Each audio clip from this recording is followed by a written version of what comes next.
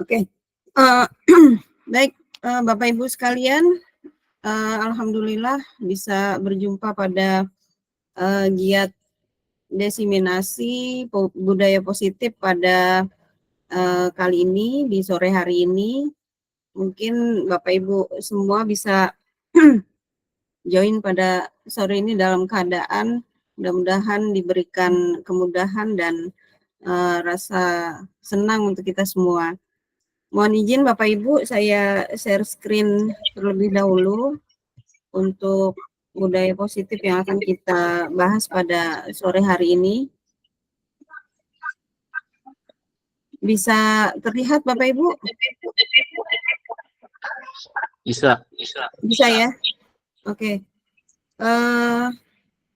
Mungkin untuk yang feedback bisa dikecilkan dulu suaranya ya.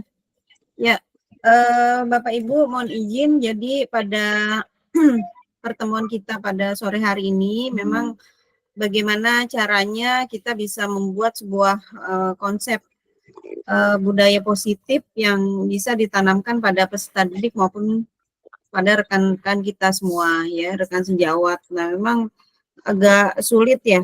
Jadi dalam hal ini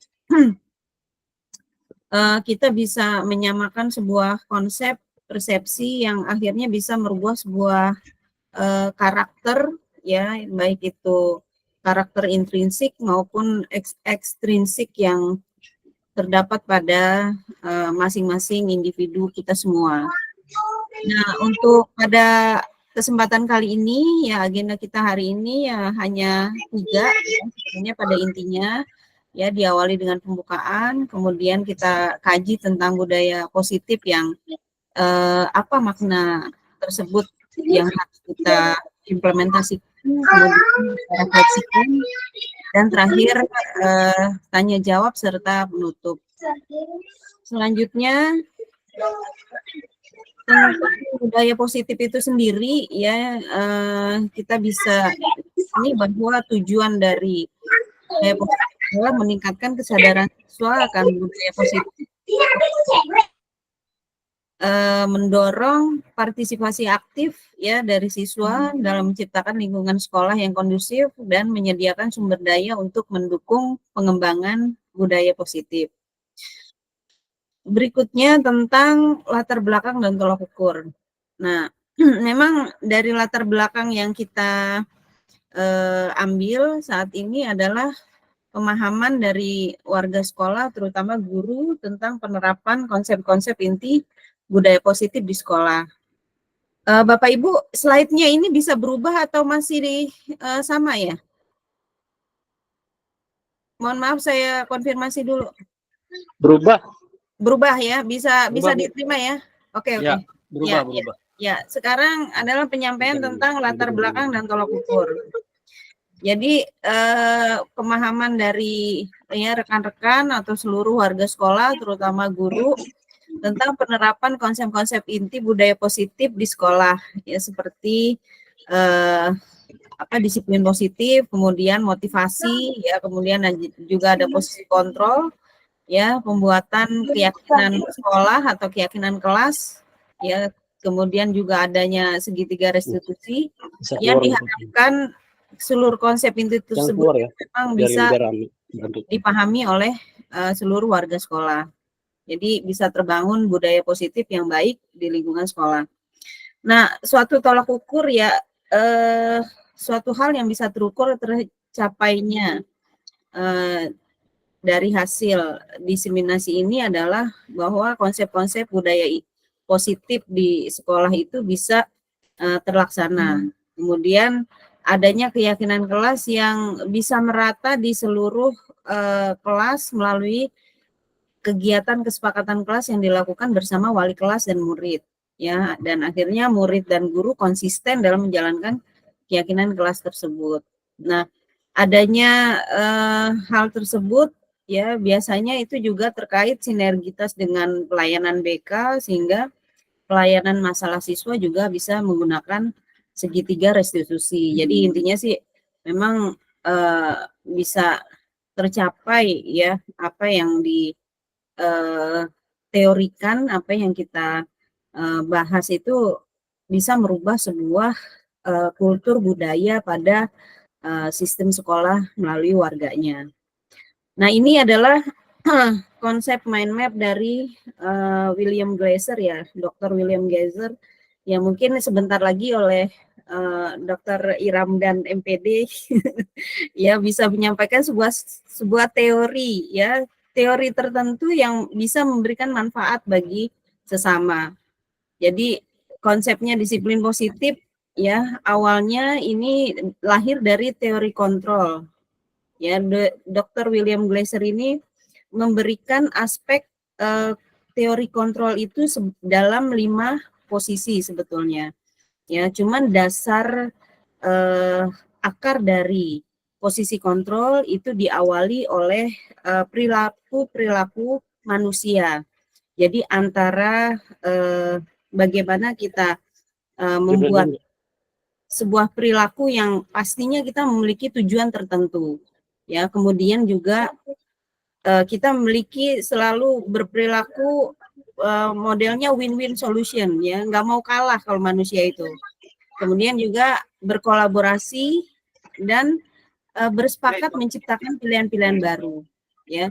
Kemudian juga realitas kebutuhan di antara kita itu memang berbeda dan kita berusaha memahami pandangan orang lain tentang dunia.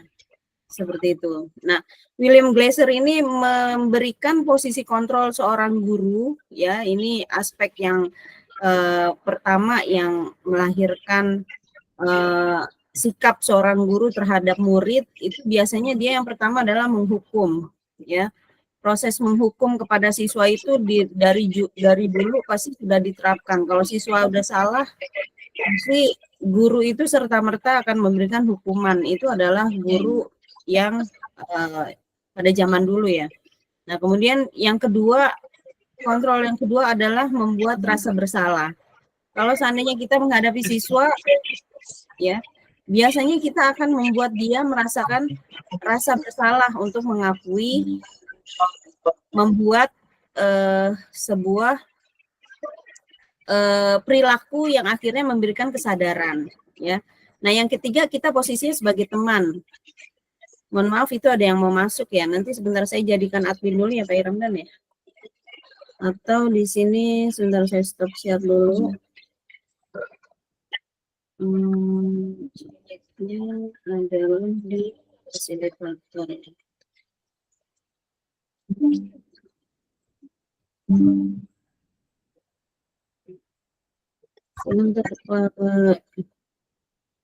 Oh, ini modulnya Bu Hastuti ya? Iya, ini modul saya S. Oh. Nanti kalau ada yang mau masuk biar saya nggak bolak-balik ini. Ya. Udah oke. Nanti kalau dia klik lagi, nah itu kan ada yang mau masuk tuh. Pak Iramdan, Pak itu apa? Pak Hendra udah saya jadiin host ya? Oke. Ada yang mau masuk? Ya. Jadi saya lanjutkan lagi ya Bapak Ibu. Jadi untuk sebetulnya bagus banget ini konsep dari William Glasser ini ya. Jadi William Glasser ini memberikan sebuah pemahaman bahwa siswa itu memiliki disiplin positif ya, bukan berdasarkan dari lingkungan luar gitu. Jadi dia bisa memberikan kesadaran penuh buat siswa karena adanya motivasi intrinsik. Ya, jadi diawali dengan makna disiplin ya. Kalau kita nggak bisa mengkontrol orang lain, nggak bisa mengkontrol siswa ya, maupun pasangan kita sendiri sebetulnya sih ya. Jadi hanya berdasarkan pada bagaimana dia memberikan sebuah motivasi baru di dalam dirinya. Ya kita berharap nggak bisa memaksa orang lain seperti apa yang kita harapkan.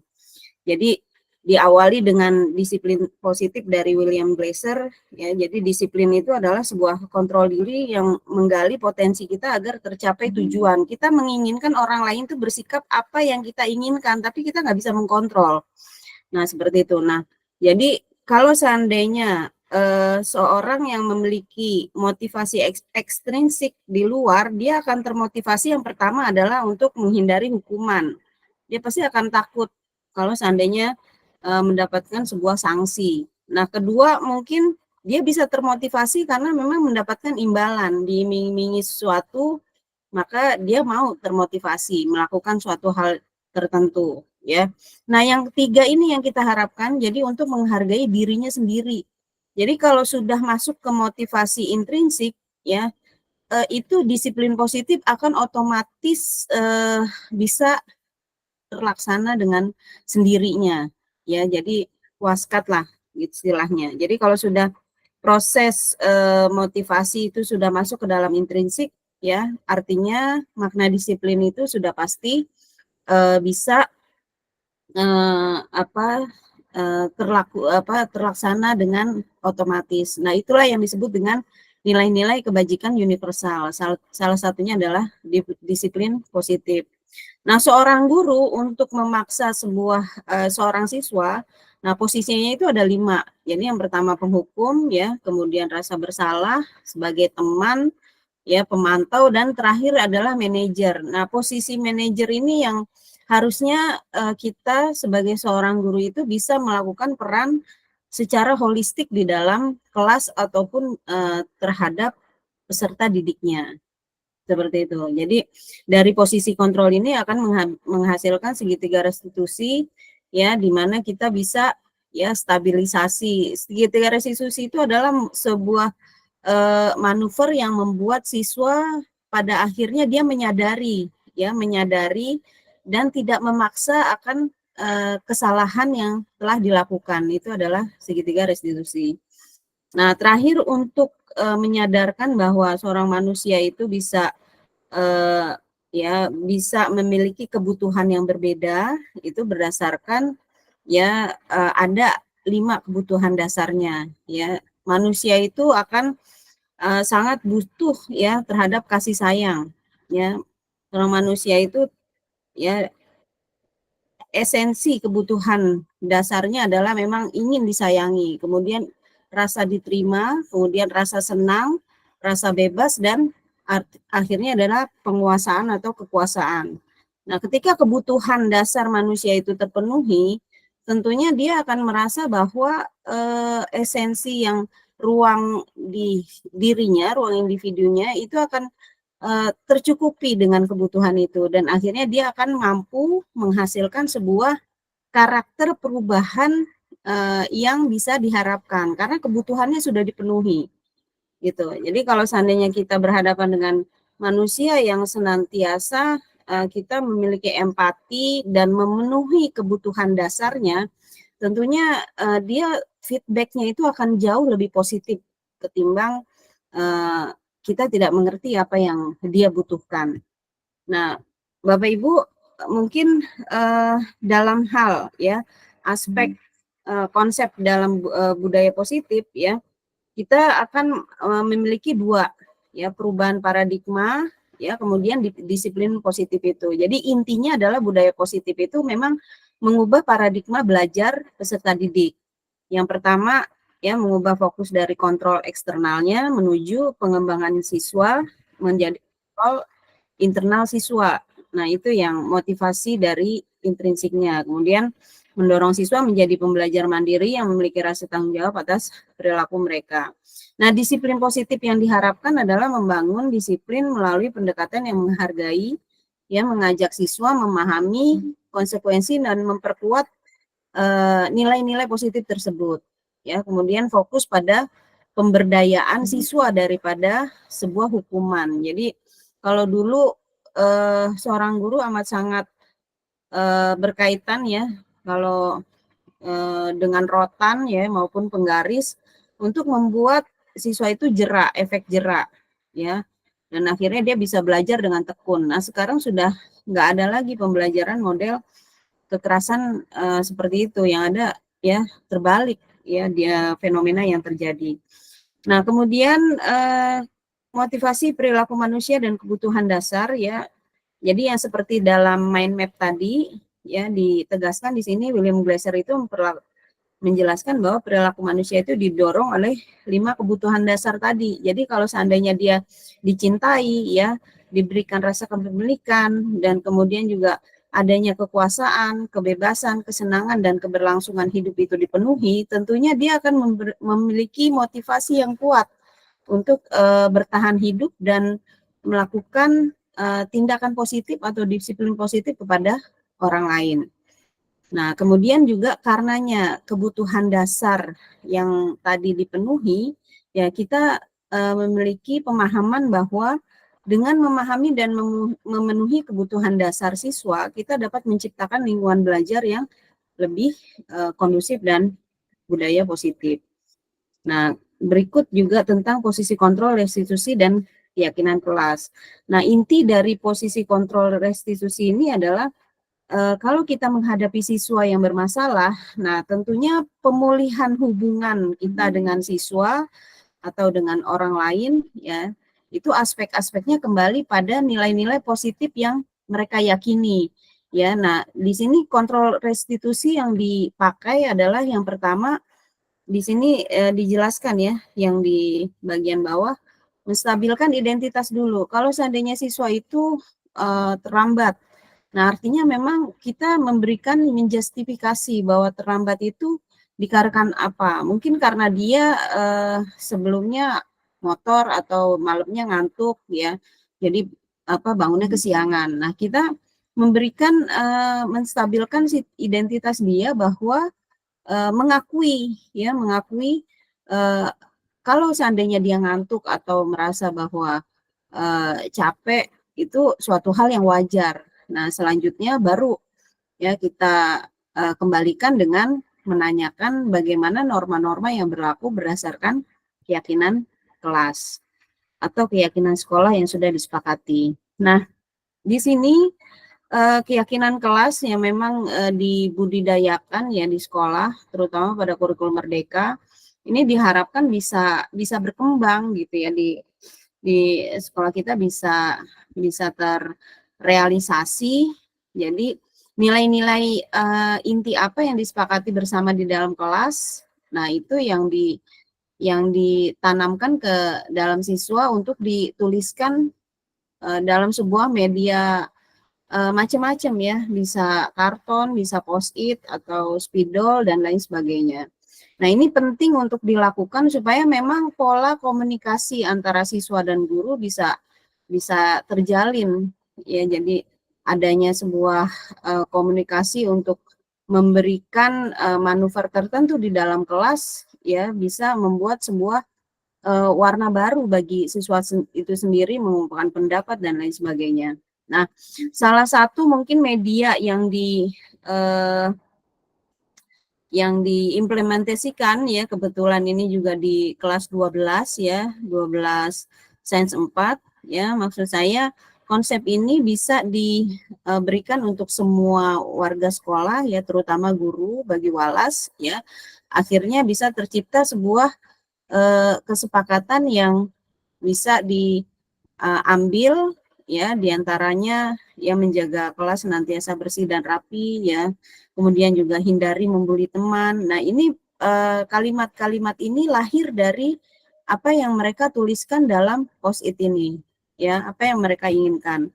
Seperti semangat belajar dengan hadir tepat waktu, ya, kemudian juga berani mengakui kesalahan, ya, penampilan dengan mematuhi ketentuan seragam dan atributnya, ya. Selanjutnya juga, nah, membawa bekal makanan sehat. Mungkin ini bisa dibuat program kelas, ya, yang masing-masing antara wali kelas dan siswanya itu bisa menyepakati kedua belah pihak. Nah, itu bisa dipantau salah satunya. Kemudian juga mendengarkan dan menghargai orang lain saat berbicara. Nah, nomor poin 89 ini memang suatu hal yang umum dan bisa ala biasa karena mereka memiliki sebuah keteraturan dalam perilaku atau budaya, ya. Seperti 4 kata maaf, terima kasih, tolong dan permisi, ya. Kemudian juga 5S dan menjaga barang-barang milik orang lain. Nah, ini disepakati untuk seluruh siswa. Nah, mungkin itu Bapak Ibu sekalian. Jadi dalam hal proses keyakinan kelas ini sebetulnya mediasinya bisa diimplementasi agar semuanya secara simultan ya, secara serentak itu teradministrasikan dengan baik, dan ini disosialisasi pada orang tuanya gitu. Jadi diupayakan bahwa mereka selama dalam program sekolah, dalam program kelas terutama ya, bisa memberikan komunikasi dua belah pihak untuk menyepakati bahwa program seperti ini ada di dalam kelas mereka. Seperti itu, Bapak Ibu, mungkin bisa diskusikan. Pada intinya adalah memang produk keyakinan kelas ini adalah salah satu bentuk upaya budaya positif yang digulirkan ya, yang dicanangkan bagi setiap warga sekolah, terutama siswa. Ya, seperti itu. Jadi bisa menyadarkan arti bahwa berperilaku ya, kemudian juga menerapkan pola-pola disiplin positif ya, selanjutnya untuk menciptakan tadi segitiga restitusi yang bisa berdampak pada pemulihan atau perilaku yang memang mereka sadari ya, bukan sebuah hukuman, tapi melainkan sebuah pemberdayaan siswa itu sendiri untuk akhirnya bisa menghargai diri dan keberadaannya. Baik, mohon izin Bapak Ibu, jadi saya stop ya, untuk kita sama-sama merefleksikan apa yang bisa diambil kesimpulan dari pertemuan pada sore hari ini. Kalau seandainya, ya, terima kasih Pak Hendra ya. Sebelumnya mungkin bisa disampaikan kira-kira apa yang ini kan Pak Hendra, bisa didiskusikan. Tadi saya menyimak sedikit Bu ya, teorinya Dr. William Glasser ini. Ya. Ada namanya kan kontrol eksternal, ada namanya kontrol internal ya. Iya. Nah, kalau saya dapat kesan tadi, kalau saya nggak salah, kalau kita menggunakan namanya kontrol eksternal, berarti kan kita mengancam, menghukum gitu ya Bu ya. Kalau Ibu contoh dengan tongkat rotan, Ibu kasih contoh. Nah, kalau misalnya anak-anak yang umpamanya sudah kecanduan rokok di sekolah gitu kan.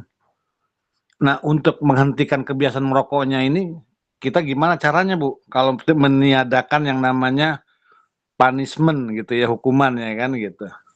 Ya. Nah, ini yang saya kendala Bu sebagai walas Bu. Ya, terima kasih Bu. Ya Pak Hendra.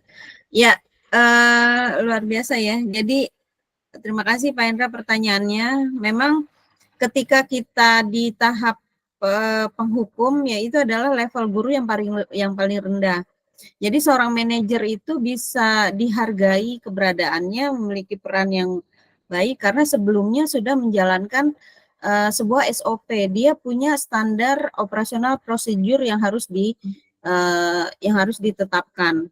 Kalau model tindakannya sudah dalam bentuk sanksi yang dilanggar, memang ketentuannya harus melaksanakan SOP-nya. Jadi kita tanya dulu, bedanya manajer dengan penghukum. Manajer itu memberikan pertanyaan yang membuat merekanya berpikir, gitu ya. Seperti ditanya, merokok itu suatu hal yang kamu tahu nggak ya, aspek-aspek yang menjadi sebuah peraturan.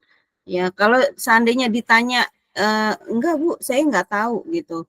Nah, itu memang tidak bisa diberikan sebuah sanksi ya, kecuali SOP itu sudah sudah disepakati bersama. Nah, keyakinan kelas ini kalau tanpa ada kesepakatan juga nggak bisa berjalan. Contoh misalkan kita ya disuruh puasa ya pada orang yang hilang ingatan. Ya tentunya orang yang hilang ingatan juga kan nggak tahu ya makna jalankan puasa ya atau sholat misalkan. Saya nggak tahu ya, memang ada aturan sholat. Nah makanya nggak ada kewajiban bagi orang yang hilang ingatan itu melaksanakan ibadah ya. Jadi maksudnya seperti itu. Nah, pada konsep untuk yang merokok, siswa yang merokok ya, itu SOP-nya sudah pasti jelas ya, sudah pasti jelas. Ya, seorang anak yang merokok pasti melanggar aturan. Nah, diantaranya sudah pasti seorang manajer itu sudah melakukan 5 aspek posisi kontrol tadi. Ya, seorang manajer itu juga mungkin sebagai pertama dia teman, ya kemudian dia pemantau. Mungkin dia sudah melihat reaksi siswa-siswa yang sudah ingin dikontrol dari mungkin laporan-laporan. Ya, itu sudah sebagai pemantau. Kemudian juga dia pembuat merasa bersalah, ya. Dan yang paling rendah ini adalah penghukum. Nah, seorang manajer itu bukan yang nggak menghukum, tapi dia juga memiliki sebuah SOP yang pada akhirnya bisa disepakati bersama. Jadi kalau menurut saya ya untuk melakukan budaya positif bagi siswa yang memang sudah melanggar ya memang harus melaksanakan konsekuensi sebagai hukuman. Gitu Pak Hendra. Jadi kalau seandainya posisi manajer itu juga tahu perannya untuk dia menjadi aspek-aspek kelima tadi karena semuanya sudah terangkum dalam perannya secara utuh seperti itu. Nah mungkin kalau seandainya di sini ya Bu Fana ya, Bu Fana masih on mic, iya masih on mic, ya, Masih. ya, sip. Apa? Ya.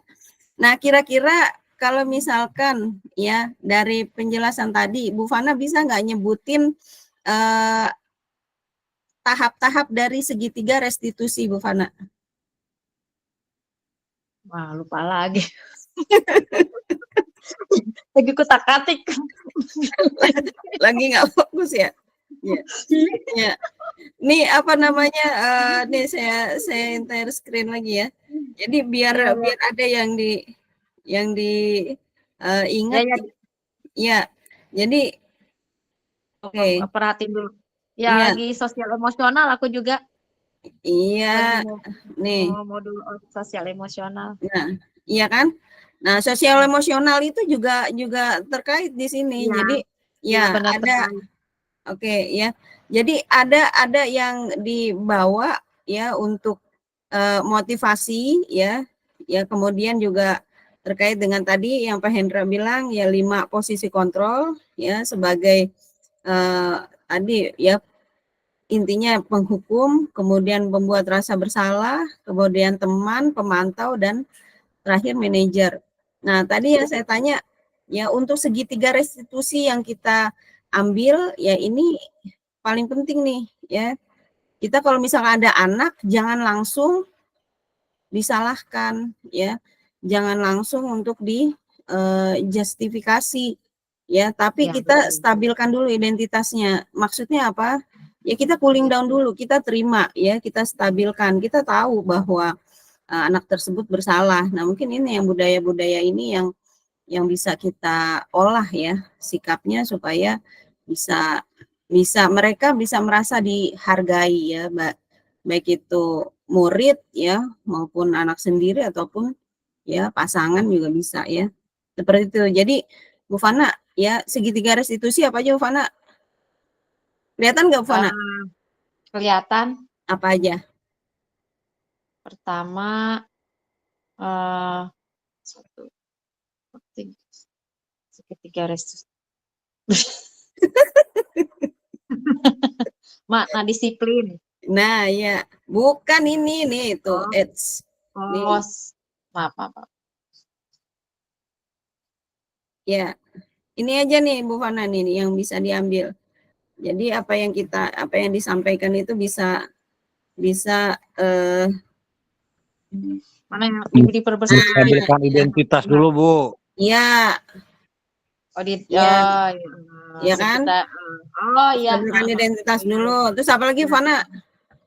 Validasi. Ya, Validasi terus kebutuhan, Heeh. menanyakan keyakinan. Nah, ya keyakinannya seperti apa, Bu Fana? Ya, keyakinan ya seperti apa? Jadi tadi ya kalau misalnya Pak Hendra bilang ya kalau anak yang ngerokok itu sebagai posisi seorang manajer apa? Nah, kita bentuk dulu ini kalau keyakinan sekolah kita menyatakan merokok itu boleh-boleh aja ya udah bebas gitu kan.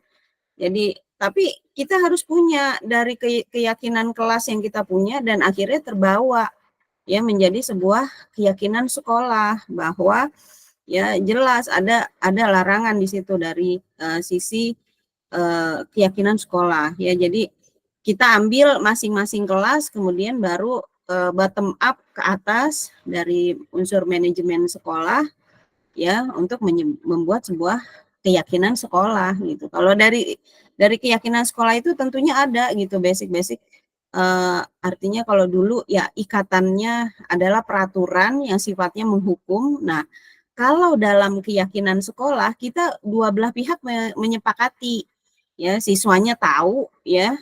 Nah, udah pasti sekolah juga sudah dua arah. Maksudnya begitu. Nah, dari sini keyakinan kelas ya supaya bisa dipahami ya kita bilang ya kalau hindari membuli teman ya salah satunya. Kemudian juga menjaga barang milik orang lain di sini salah satunya. Barang milik orang lain aja dijaga apalagi barang milik sendiri maksudnya kan gitu. Gitu jadinya di antaranya di sini bisa disepakati dari masing-masing kelas dan akhirnya untuk elemen yang tertinggi dalam struktur sekolah ya itu bisa lebih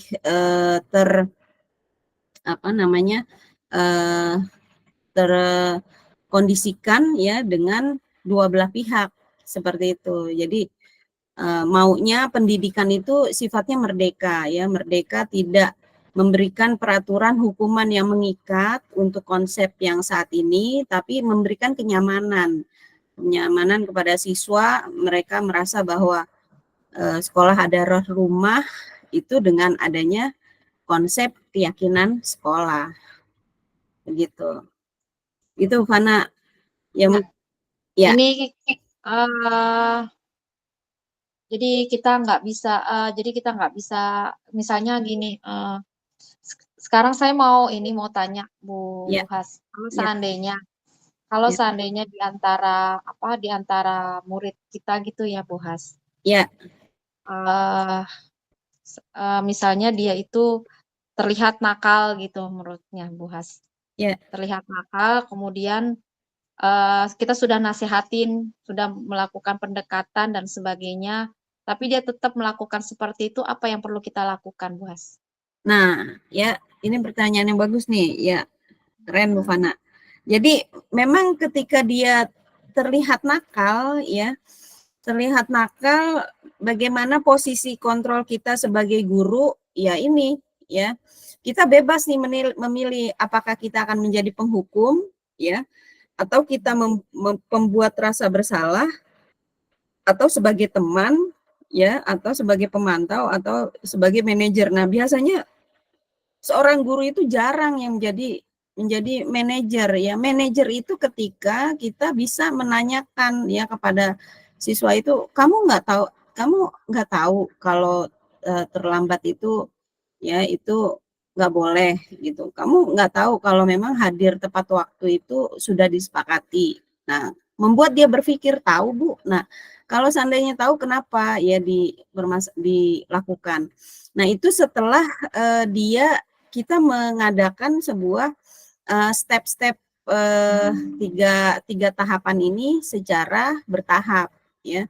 Jadi memang untuk pendekatan ke anak ya, pendekatan anak itu kita mengokekan dulu ya. Pertama kita tanya dulu ya pendekatan dan tidak memberikan sebuah pembenaran ya terhadap apa yang dia lakukan ya, pembenaran atau yang kita merasa definisikan ya seperti itu, bahwa orang salah ya tapi nggak mau diakui. Nah, kita mengadakan sebuah pendekatan dulu kepada siswa. Nah, kemudian juga, oh iya kalau kamu berbuat ya berbuat nakal, ya nakal itu misalkan ya kamu pakai rok di atas mata kaki ya. Biasanya kan kalau kelas 12 itu kan banyak tuh kan yang perempuan kan begitu tuh, pakai rok di atas mata kaki. Nah, mereka tuh seneng gitu loh. Mereka seneng untuk melakukan hal-hal yang melanggar itu mereka seneng. Tapi kita pahami dulu dengan mengadakan validasi ya, validasi kebutuhan. Kayak kemarin saya contohnya apa ketika anak-anak itu pada pakai rok di atas mata kaki, saya bilang ya bahwa ayah bunda ini ya putra-putrinya ya lagi pas di foto itu sudah berada roknya itu sudah di atas mata kaki semua gitu. Jadi bapak ibunya juga lucu ngelihat anaknya itu ketika duduk ya kakinya itu pada kelihatan gitu loh. Jadi saya nggak memberikan ini tuh salah, tapi coba ya bunda perhatikan ya bagaimana ya posisi ya rok pada pada putra putrinya yang sudah di atas mata kaki seperti itu. Jadi dan akhirnya besok itu juga mereka langsung ya langsung apa namanya berubah gitu. Jadi cepat kalau seandainya memang diberikan sebuah stimulus, oh ya itu disuruh berpikir. Jadi nggak disalahkan, tapi berupaya untuk coba diperhatikan, kira-kira benar nggak gitu. Memang itu yang diharapkan sih. Karena itu tadi, kalau seandainya kita memahami berbalik pada kebutuhannya, dia pasti akan berperilaku karena kebutuhan dia, ya. Mungkin dia bersikap nakal karena memang jarang disayang sama orang tuanya, ya jarang ada rasa penerimaan, dia nggak dianggap sebagai anak. Mungkin juga sebagai pasangan juga mungkin dia merasa bahwa seringkali diabaikan, ya. Nah, apalagi rasa kesenangannya, seorang itu akan memberikan kenyamanan karena dia senang, ya. Apalagi dia merasa kebebasan, kebebasannya ini diusik. Nah, ini kebutuhan-kebutuhan seperti itu yang akhirnya ya membuat orang itu berperilaku macam-macam negatif lah pada intinya. Kalau 5 kebutuhan dasar ini bisa dipenuhi, akhirnya teori-teori motivasi itu juga bisa dilakukan gitu. Tadi atas dasar kebutuhan yang sudah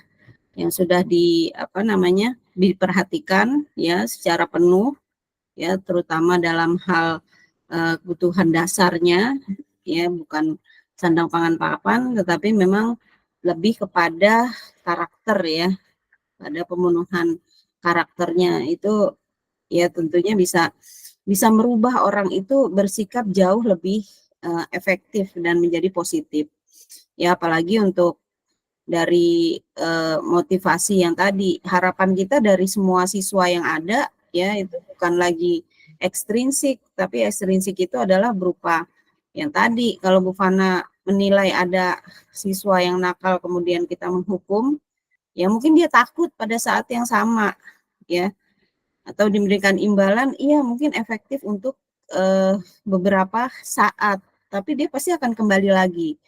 Nah, memang sulitnya seorang guru untuk membuat siswa itu bisa menghargai dirinya sendiri, ya itu yang PR kita terbesar. Jadi di sini P5 yang kita hadapi ya pada intinya untuk kembali bagaimana siswa itu ya memiliki profil pelajar Pancasila yang bisa menghargai dirinya sendiri dengan beberapa aspek kriteria P5 tadi ya, profil pelajar Pancasila. Jadi pada dasarnya ya kita tujuannya ke sana, tapi step-stepnya adalah yang akan dibangun ya berupa keyakinan kelas dengan nilai-nilai kebajikan universal yang ada gitu.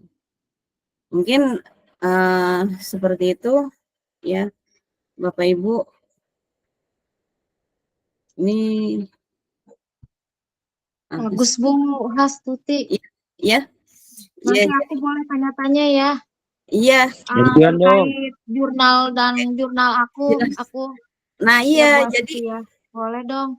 iya, Aku nih terkait ini apa kan aku PPG ini kan ada ada materi modul yang PSE sosial emosional anak gitu. Bagaimana iya, kita harus bisa membuat seorang anak itu dia itu harus bisa kita sebagai guru ya media benar media untuk bisa menghandle anak itu kita sebagai apa gitu ya. iya, Kemudian bagaimana ya kayak gitu betul.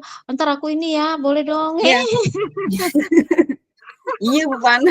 Iya, makanya ntar kalau ada diseminasi ini juga sebenarnya saling gotong royong ya. Jadi kita betul-betul ini menjadi PR bagaimana percepatan ya guru bergerak itu Indonesia maju gitu. Iya jadi betul. iya, Karena jadi tiap siswa bagaimana itu kita unik. melakukan percepatan ya dari COVID ya. Bagaimana pendidikan itu kita pandemi kemarin ya itu jadi merusak semua elemen pembelajaran ya, baik juga kultur karakter dari siswanya. Nah, memang kembali lagi kepada esensinya ya tadi PSE tadi, kemudian juga kembali pada budaya positif ya.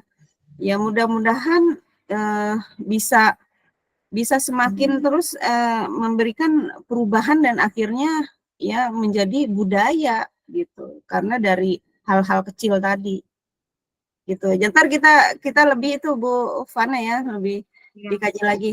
Ya, kemudian Pak Arif Udin, terima kasih Bapak Waka kita bisa hadir di sini. Aduh, merasa ini nih. Enggak Pak Arif, silakan. Oke, makasih. Iya. Sebelumnya mohon maaf saya tadi datang telat. Bismillahirrahmanirrahim. Assalamualaikum warahmatullahi wabarakatuh. Waalaikumsalam warahmatullahi wabarakatuh. Kasih dulu dia kopi lah. Iya. Sedang ini Tenang. pada D sedang.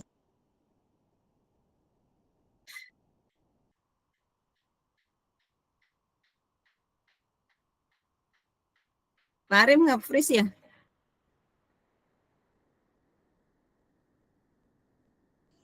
Halo Bu. Iya, iya. Iya Pak Ya, Arif, mohon silakan maaf. Pak Arif, kedengeran, iya kedengeran. Jelas. Iya. Oh iya, berarti harus nggak bisa ngelihat layar lain ini berarti. Padahal mah sudah saya catat ini pertanyaannya. Iya, iya. Nggak apa-apa. Makasih Bu Has, bener. Iya. Setuju banget kita sebagai guru tentunya budaya positif ini memang akar dasar dari semuanya ini. Iya. Bagaimana menurut saya itu tadi dibahas tentang teori motivasi di mana satu intrinsik dan dua ekstrinsik. Ekstrinsik ya. Yang pertama sebenarnya saya tertarik dengan yang pertama, yaitu menghargai diri sendiri. Setiap orang pasti punya harga dirinya masing-masing. Iya. Dimana seseorang yang punya disiplin baik, otomatis dia akan selalu untuk jaga harga dirinya itu. Nah di sini fenomena yang ada, anak apalagi tadi dibahas tentang COVID dan segala macamnya, pengaruh disiplin itu benar-benar sangat jauh dari apa yang kita harapkan. Yang dimana harga diri masing-masing, baik itu siswa maupun guru, semakin kesini semakin pudar. Yang dimana poin pertama dari motivasi itu kan benar-benar dari dalam dirinya. Nah, saya mungkin jadi pertanyaannya adalah, yang pertama adalah bagaimana untuk bisa kita menganggap menghargakan seseorang biar harga dirinya adalah mahal gitu. Iya. Itu yang paling utama, baik itu siswa maupun guru, karena saya tetap berpatokan teori pendidikan di mana guru itu harus posisinya di 3 posisi, yaitu di depan, tengah, dan belakang. Pingarso Sungtulodo, Ing Madya Mangunkarso, Tuturi Handayani, gitu loh. Jadi di sini saya mungkin pertanyaannya itu yang pertama Pak, Bu, bagaimana kita menghargai diri sendiri, terutama harga diri sendiri itu seperti apa gitu loh. Kalau sendirinya harga diri itu kayak hilang, pudar, disiplinnya tidak ada, apalagi berbahasa baik, harga dirinya di mana? Itu yang Ya. bagaimana cara orang tahu harga diri masing-masing gitu loh. Itu yang pertama pertanyaan saya. Yang kedua adalah tadi ada kesepakatan Ya. di mana kita ada yang ekstrinsik tadi. Ada imbalan dan apa satu lagi tadi? Imbalan dan hukuman. Dan hukuman. Nah, Mungkin itu sama aja dengan reward dan punishment kan? oke, ya.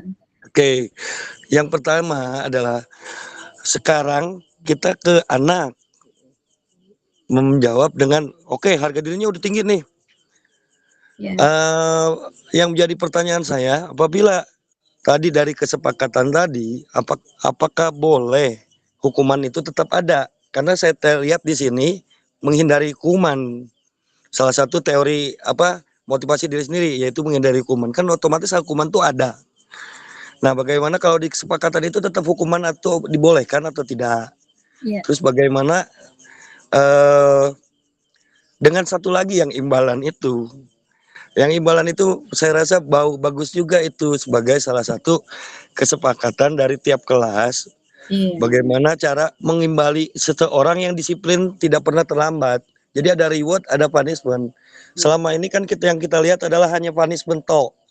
Ya. Kalau untuk guru mah udah jelas, rewardnya sudah ada, gaji ada. Belum TPP dan segala macamnya. Nah, untuk siswa, reward ini selama ini belum ada gitu loh. Yang saya Ya. lihat sampai Ya. saat ini. Ya. Karena salah satu ekstrinsik juga kalau memang dari harga diri yang tadi udah pertama di dalam sudah ada, nah reward dan punishment kan itu harus sudah ada.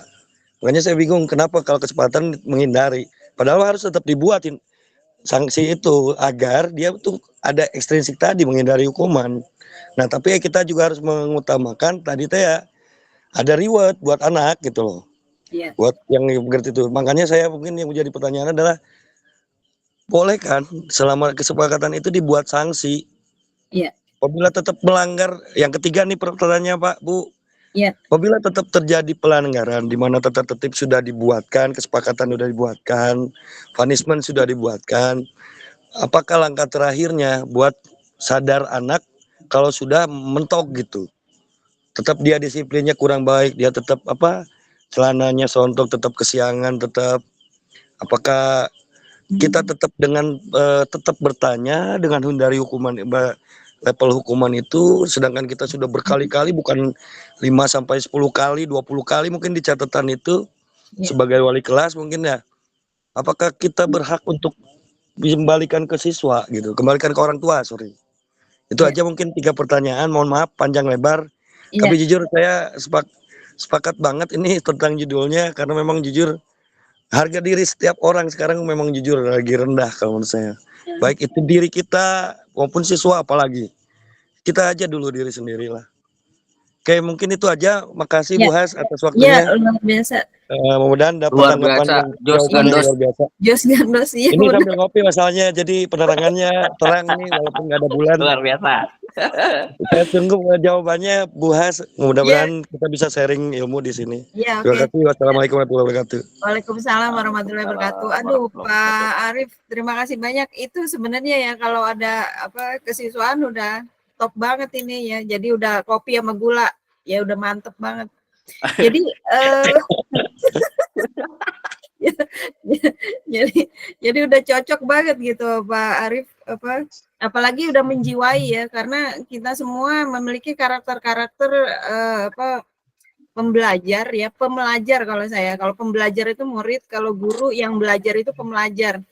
Nah, tadi ya yang berdasarkan pertanyaan pertama, mungkin nggak sebuah keyakinan itu ada proses hukuman. Nah, sebenarnya justru itu sebenarnya yang baik ya. Jadi tadi yang saya bilang, yang pertama ini memang posisinya dia penghukum di awal, tapi guru itu belum pernah mensosialisasi biasanya. Dia yang membuat posisi guru ya sebagai penghukum yang sebenarnya tidak dibenarkan adalah ketika sosialisasinya itu tidak ada.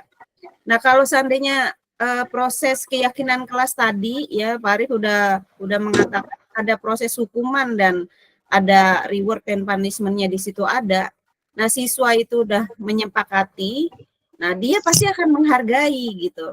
Dia akan menghargai apa yang sudah dia tulis, artinya dengan sadar. Ya kalau kita punya konsensus ya dua belah pihak. Nah, disinilah proses supaya semua warga itu bisa, kedua belah pihak itu bisa tahu gitu ya. Bisa apalagi sampai dengan orang tua yang mendandatangani. Nah, itu akan lebih efisien lagi.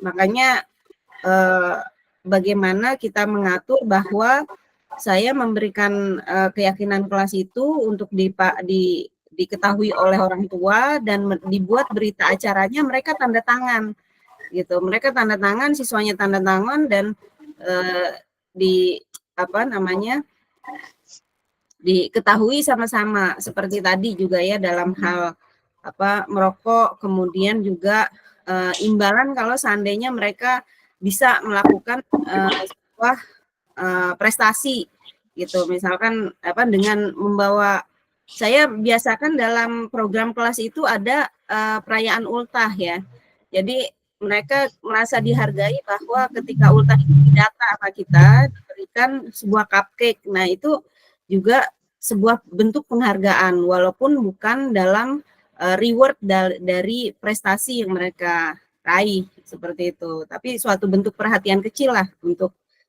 mereka dapatkan ya. Jadi penghargaan, rasa kasih sayang itu saya udah canangkan di kelas gitu. Jadi untuk anak-anak yang memang apa namanya perayaan ulang tahun itu biasa mereka untuk menghargai lah satu sama lain. Jadi mereka juga tahu ya bentuk penghargaannya. Nah, di sini sebenarnya Pak Arief, kalau sudah bentuk ya, pertanyaan kedua, kalau bagaimana apa menghargai diri sendiri, seperti apa sih harga diri itu gitu ya. Jadi kalau seandainya kita terbiasa ngajar di kelas ya, terbiasa ngajar tepat waktu di kelas. Nah, kita sebenarnya nggak pengen ya, atau siswa juga datang ya tepat waktu, dia senantiasa ngerjain. Ya nggak jauh-jauh ya, kalau saya lihat karakternya itu yang sangat menonjol adalah misalkan dicontohkan, ini saya menyebutkan merek ya, Bayu Aji, karena memang dia apa cenderung outlier banget ya sebagai siswa. Dia sebagai siswa itu pemikirannya sudah bukan pemikiran anak SMA, tapi sudah pemikiran orang dewasa, yang seorang guru yang mampu menganalisa apa yang harus dia kuasai, ya apa yang harus dilakukan 2 langkah ke depan itu dia sudah tahu, seperti itu. Bentuk penghargaan dirinya, dia nggak akan lagi takut dengan hukuman atau takut nggak dapat nilai ya, atau juga misalkan diberikan siapa yang bisa gitu, mungkin nanti akan mendapatkan coklat gitu, atau yang jawab ya dapat 50.000 gitu misalkan ya, tapi dia udah jauh untuk membuat step-step yang harus dia kerjakan tindakannya. Nah, saya lebih melihat bahwa saya nggak memilih untuk dimarahi ya, tapi saya melakukan karena memang saya menghargai diri saya sebagai siswa gitu, atau sebagai guru gitu. Jadi saya memilih, saya nggak akan melakukan itu gitu. Saya nggak akan misalkan saya nggak akan merokok, bukan karena saya takut dimarahi, atau bukan karena saya memang gaya saya yang nggak suka rokok ya, tapi karena memang saya menghargai kesehatan saya menghargai uang saya menghargai lingkungan saya gitu. Jadi nah, nilai-nilai itu ya, ketika dia menyadari otomatis dirinya ya merokok itu suatu hal yang memang nggak baik ya, itu nggak usah diajarkan norma agama, dia udah tahu. Nah, sudah menginternalisasi secara intrinsik di dalamnya, itu dia udah paham gitu. Nah, kadang ya itu yang mungkin bisa jadi ya, ada kalau kita dari apa pemikiran orang dewasa itu bisa dipolitisir dan lain sebagainya, tapi pada esensinya seorang hati nurani ya yang menghargai dirinya sendiri, dia akan memiliki ya motivasi yang berbeda ya. Jadi ketika motivasi itu sudah di dalam dirinya, dia nggak akan berbuat ya berdasarkan rasa takut atau rasa tadi rasa keinginan untuk dipuji dan lain sebagainya ya. Mungkin kalau dalam tataran iman itu kita udah nggak takut lagi surga atau neraka, tapi karena memang kita mencari ridho Allah di sini ya. Gitu. Jadi kalau saya bilang ya, kalau kita masih takut melakukan tindakan ya karena balasan surga atau takutnya neraka ya, mungkin ya bisa jadi masih belum ya. Masih belum tadi ya kalau Mai Ramdan udah ngelotok banget pasti ya waskat ya gitu. Jadi kalau menghargai diri sendiri dengan pengawasan melekat itu tentunya bisa berbeda gitu. Nah kalau yang pertanyaan ketiga tadi gimana Pak Arif? Saya lupa. Tadi teh yang boleh tidak tentang hukuman. Apabila kan tadi ada reward dan hukuman, apakah masih boleh Oh iya betul. Nah itu ya. Jadi ya benar.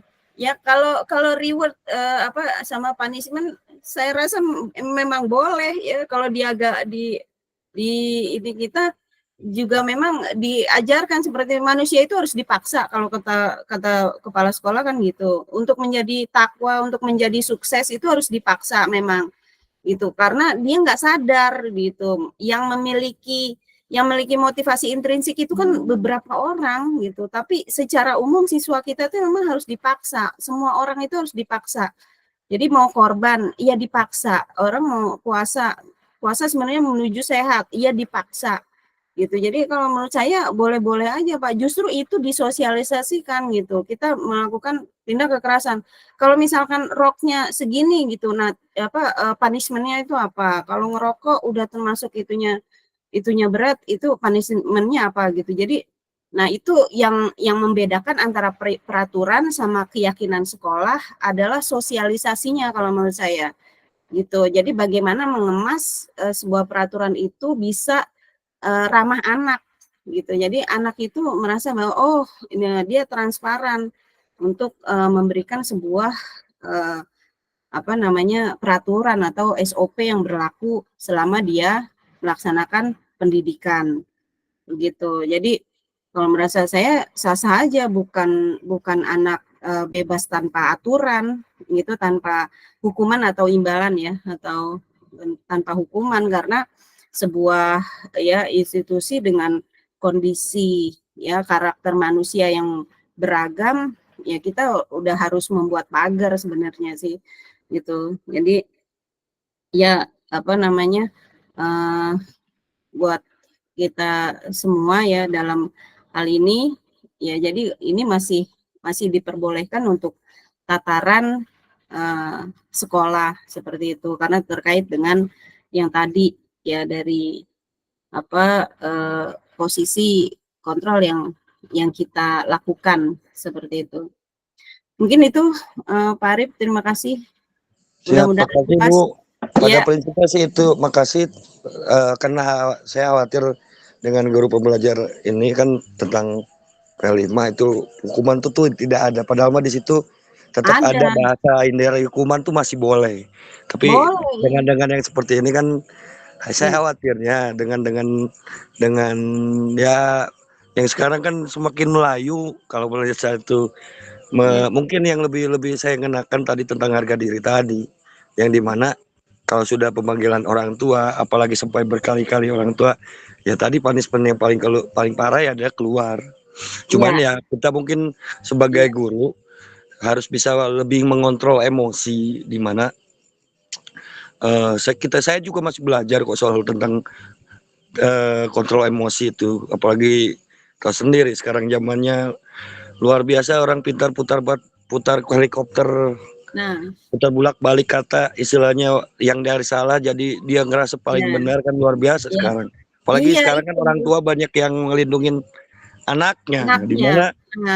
Di mana ya tadi teh benar yang sosialisasi antara kesempatan dengan orang tua tapi ada hukuman di situ ya hindarilah jangan sampai cuman tetap kalau memang sudah memang pelanggarannya sudah bukan sekali dua kali apalagi sampai puluhan kali mungkin atau ratusan mungkin itu hukuman itu ditandatangani bersama-sama, dan mungkin udah tadi yang saya sering bicara dengan tim kesiswaan adalah ajak bicara maunya gimana gitu. Berkali-kali ajak bicara, kalau memang kesepakatan itu dilanggar terus ya mau tidak mau silahkan kalau mau pindah gitu. Nah, ya Cuman kita cocok. tetap jangan sampai, mungkin sebagai guru ya kita mengingatkan ya untuk tidak emosi. Ya. Saya cerita sedikit boleh Bu Has? Ya, boleh Pak, silakan. Di lapangan contoh, kan tahu sendiri lah lapangan panasnya luar biasa. Ya, Kalau lagi kita ketemu anak yang luar biasa gantengnya gitu loh, ya, ya bikin suatu keonaran dan segala macamnya, ya dimana emosi lagi muncaknya ya tadi teh ya watawasobil laki watawasobil sobri gitu loh. ya, Kita harus selalu ingat dalam hal kebaikan dan sabar terhadap anak ini, anak didik kita. ya, Ya, kita cukup, kalau saya dilakukan itu dengan punishment diri sendiri lah, tanpa harus menyentuh gitu loh. Contoh yang saya lakukan kemarin adalah posisi anak setengah jongkok sama angkat tangan aja. ya, Biarkan dia selama 5 menit, 10 menit, 15 menit, dia akan sadar sih, oh nggak enak kayak gini, tanpa harus saya pukul gitu. Ataupun saya kerasin, nggak usah. Itu salah satu bentuk hukuman yang saya berikan, karena memang satu sisi dari kesepakatan di awal, di mana waktu pertemuan pertama kita udah buat kesepakatan, tapi dilanggar oleh beberapa siswa. Ya tanpa hukum, walaupun hukuman itu tanpa harus berkata kasar ataupun berkata kencang, saya hanya bilang, nah silahkan kamu lakukan kesepakatan awal, yaitu kita lari, pemanasan. Udah itu, ini adalah bentuk saya kasih sayang saya ke kalian. Silahkan posisinya setengah jongkok, angkat tangan, udah diem aja. Udah gitu ya, aja. Salah ya, satu ya hukuman yang menurut saya bijak lah, tanpa harus kita teriak-teriak, marah-marah. Ya cukuplah mereka lakukan sendirinya. Toh dengan angkat tangan aja 5 menit pasti berasa lah. wajib Pak. Betul. Iya, Jadi intinya mah cukup dengan hukum oleh diri sendiri gitu loh. Jadi hukuman itu tanpa harus kita kontak fisik, kontak batin, cukup dengan sok nak yang ganteng angkat tangannya, udah kamu ganteng banget. Pokoknya kalau di foto ini kayak, saya sampai foto itu Bu. iya, Pokoknya kelihatan kayak orang hutan lagi ngegantung aja posisinya. Itu aja. Kalian ganteng nih, luar biasa. Udah silahkan posisi 5 menit gitu aja. Itu iya. salah satunya sebagai, ya tanpa kita harus emosi. Cuman nggak tahu, ini baru sekali sih untungnya. Belum sampai, pertama-tama sih udah 2 kali, ini karena udah 2 kali, 3 kali lah. 2 kali diomongin, ketiga kalinya saya hukum seperti itu.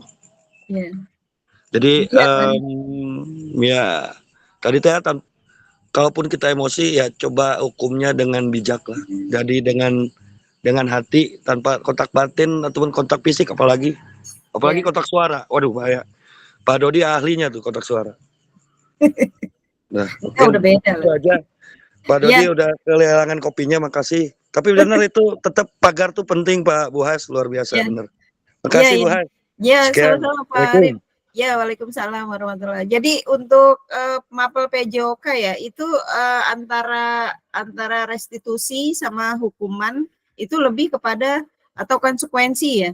Konsekuensinya itu lebih kepada ya yang memberatkan. Jadi karena dia sifatnya fisik gitu. Wajar kalau Pak Arif memberikan hukuman kepada siswa yang juga berupa fisik, karena memang olahraganya itu adalah kaitannya dengan fisik. Nah, kalau saya untuk anak itu memberikan matematik contohnya, mereka nggak memberikan sebuah perhatian tertentu atau nggak melakukan suatu hal yang sudah disepakati. Ya udah saya suruh maju aja, berdiri aja cukup selama pelajaran saya, nggak ngapa-ngapain, berdiri aja di depan gitu. Jadi itu Kirain saya suruh ngitung daun yang ada di pohon di depan nggak gitu. ada, Enggak ya. Nah, itu aja udah berat. Suruh diri di depan itu nggak gerak. Itu pun anak juga udah susah gitu saat ini. Padahal nggak diberikan kekerasan verbal, nggak diberikan kekerasan apa namanya, fisik hanya berdiri selama 2 jam pelajaran Bu, ya. luar biasa. Mudah-mudahan nggak dendam tuh anaknya, Bu. Ya, saya tanya gitu, kamu marah nggak sama ibu gitu? Itu apa yang kamu lakukan? Enggak bu, gitu. Karena memang ya saya tahu konsekuensinya. Nah, saya di endingnya disepakati dulu gitu.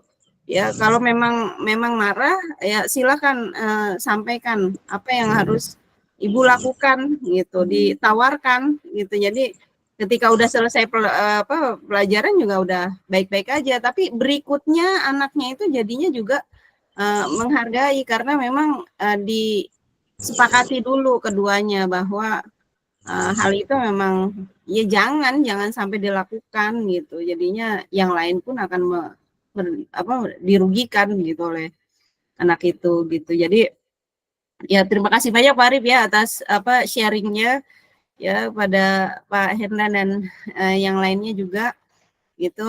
Alhamdulillah. Jadi mudah-mudahan ya kalau di kita sedikit demi sedikit, mudah-mudahan karena sudah lumayan nih kan kita semua sudah masuk ke dalam aspek guru penggerak dalam Sista Praja. Ya mudah-mudahan sih bisa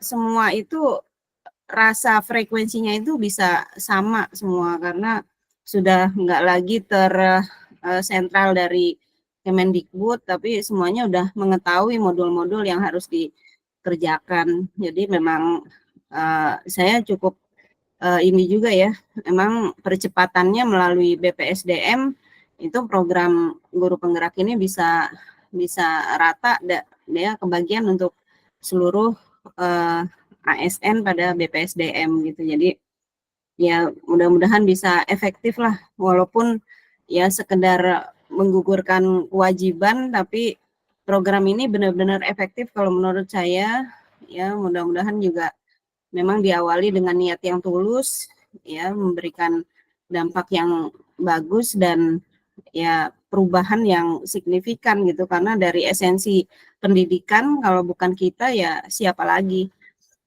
Ya mungkin seperti itu Bapak Ibu yang berbahagia semua, mungkin bisa sama-sama ya kita akhiri dengan tadi kesimpulan dari Pak Arif bahwa keyakinan atau keyakinan sekelas maupun keyakinan sekolah ya bisa memberikan efek tadi perubahan dari hukuman dan imbalan pada akhirnya ya. Jadi pada penggerak ini tidak dilepas ya, jangan karena kesepakatan bersama terus nggak ada aturan yang berlaku, tapi kita ikat bahwa itu suatu hal yang mengikat dan memang diharuskan. Untuk sebagai seorang manajer itu dia juga awalnya sebagai penghukum, walaupun dia bisa posisinya sebagai pemantau, bisa teman atau pembuat rasa bersalah, dan semua berkolaborasi membuat sebuah SOP yang akhirnya bisa dikerjakan sebagai seorang peran manajer gitu. Nah mungkin ada lagi Bapak Ibu yang akan memberikan refleksi? Cukup ya? Sudah? Cukup Bu, Bos. Iya, terima kasih ya Pak Iramdan kehadirannya, Pak Arifuddin. Ya jangan lupa nanti kirimkan nomor ya, kalau nomor HP sudah ada ya bisa jadi nomor rekening aja langsung gitu. Ntar akan ada reward dari pertemuan kita pada malam hari ini ya, karena mengurangi ya malam Jumat. Nggak usah Bu Haji. Nggak usah ragu-ragu. Tenang, nggak usah Maksudnya ragu-ragu. nggak usah sedikit.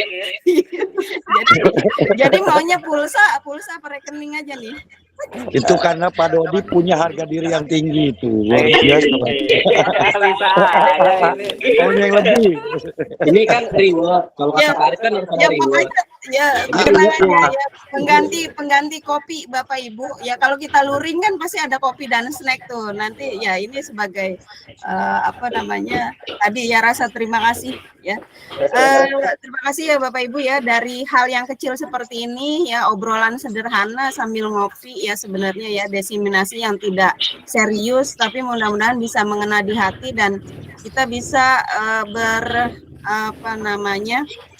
berperilaku kepada siswa peserta didik kita itu lebih ramah ya, mungkin juga lebih memperbaiki pola perilaku kita lah sehari-hari, baik itu kepada Hati-hati dengan Pak Dodi, kata ramah mah. oh ramah ya, kalau dia mah macam-macam. Rajin menjamah Pak Dodi mah. Ramah itu muara dari rasa memiliki ya Pak Dodi ya. Karena rasa memiliki jadi ramah ya. Level tertinggi dari William Glasser tuh. Jangan ke Baduy. Ya, terima kasih ya Bapak Makasih Ibu Bu ya. Has, makasih Bu Ya, Has. tunggu Ilmunya sangat makasih, makasih sharingnya. Ini ya, ilmu saya buat akhiri kita, wabillahi Buas. taufiq wal hidayah. Mudah-mudahan Wassalamualaikum ya, warahmatullahi sukses wabarakatuh. Bu Has jadi guru penggerak. Amin, amin, Allahumma amin. Ya, terima kasih. Ya, ya, waalaikumsalam warahmatullahi. Saya akhiri ya. Siap. Alhamdulillah. Amin. Assalamualaikum Bu Has.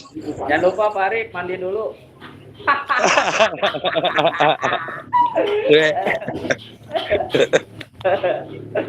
Udah boleh pulang ya.